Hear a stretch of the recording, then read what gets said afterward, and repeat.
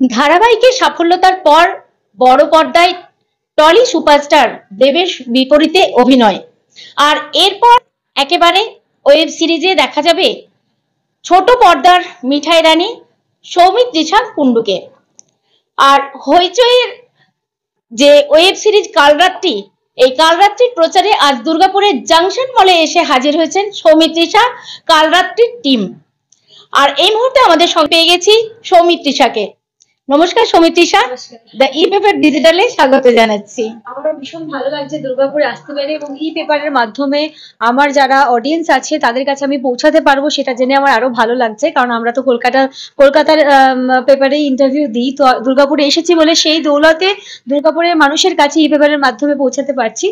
আর অনেক দিন ধরে খুব এক্সাইটেড আমি দুর্গাপুরে আসবো বলে, এবং মানে শুধু দুর্গাপুরের মানুষ নয়, যারা এদিক ওদিক বিভিন্ন প্রান্তে থাকেন, যারা আমাকে ভীষণ ভালোবাসেন, তারা আজকে দুর্গাপুর জাংশন মলে আসছেন, আমাকে মেসেজ করে জানিয়েছেন। তো আমি তাদের সাথে সবার সাথে দেখা করার জন্য ভীষণ এক্সাইটেড। দুর্গাপুরের মানুষ আমাকে মানে যখন থেকে আমার পরিচিতি আমি পেয়েছি তখন থেকে আমাকে ভীষণ ভালোবাসে। মানে সেটা ছোট পর্দা থেকে শুরু হয়েছে এবং বড় পর্দাতেও মানুষ গিয়ে দেখেছেন। এবং আমার প্রথম ওয়েব সিরিজ কালরাত্রি, যেটা হইচইতে রিলিজ করে গেছে গতকাল, এবং আমি ভীষণ ভীষণ এক্সাইটেড এবং খুশিও যে মানুষ খুব ভালোবাসা দিচ্ছে আমাকে এই প্ল্যাটফর্মেও, ওয়েব সিরিজেও। তো আমি এতটা ভালোবাসা সত্যি প্রথম সিরিজে এক্সপেক্ট করিনি, কিন্তু সবসময় দেখেছি যে মানুষ সবসময় আমার হাত ধরে ধরে যেন আমার সাথে এগিয়ে চলছেন। তো আজকে দুর্গাপুর জাংশন মলে এসেছি, এবং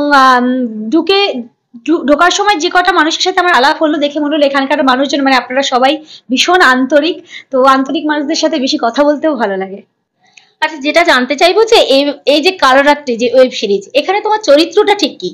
এখানে চরিত্রটা খুবই রহস্যময় একটি চরিত্র। আর পুরো এপিসোডগুলো, মানে আমি এটুকু বলতে পারি যে আমি সিরিজটা নিজে করার পরও রাত 12টায় যখন কাল রিলিজ করে, আমি ভোর 4টে অবধি পুরো 6টা এপিসোড শেষ করে দিয়েছি। তো ভাবুন, যারা আপনারা দেখেননি, যারা দেখতে শুরু করবেন, তাদের কতটা এক্সাইটমেন্ট হবে। তো আমি দেবী চরিত্রটা, যেহেতু এটা একটা থ্রিলার স্টোরি, আমি চরিত্র সম্পর্কে খুব বেশি বলতে পারবো না। ওর বাবা মার চাপে পড়ে বিয়ে করে, এবং বিয়ের পর মানে কালরাত্রির দিন ওর স্বামী খুন হয়ে যায়।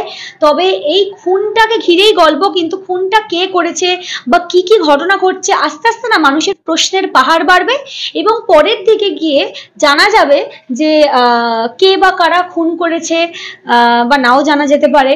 আরো একটা প্রশ্নের উত্তর পেলে তো আরেকটা প্রশ্ন চলে এলো, এরকমও হতে পারে।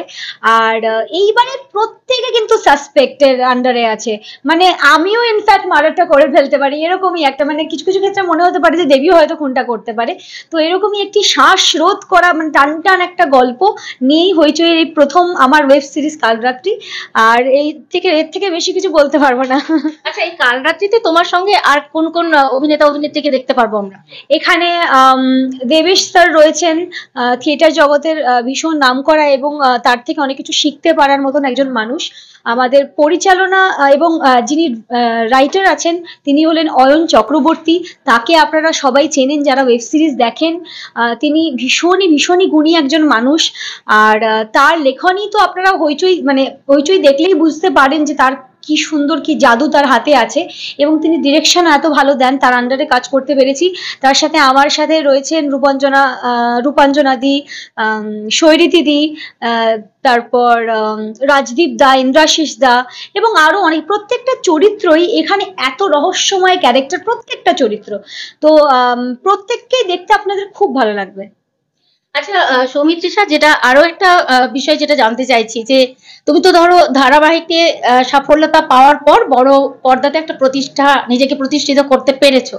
তো এই যে একটা প্রতিষ্ঠা পাওয়ার জায়গাটা, মানে এই যে একটা জার্নি, এটা কতটা কঠিন ছিল? কঠিন এখনো আছে, কারণ যেটুকু পেয়েছি সেটা খুবই কম।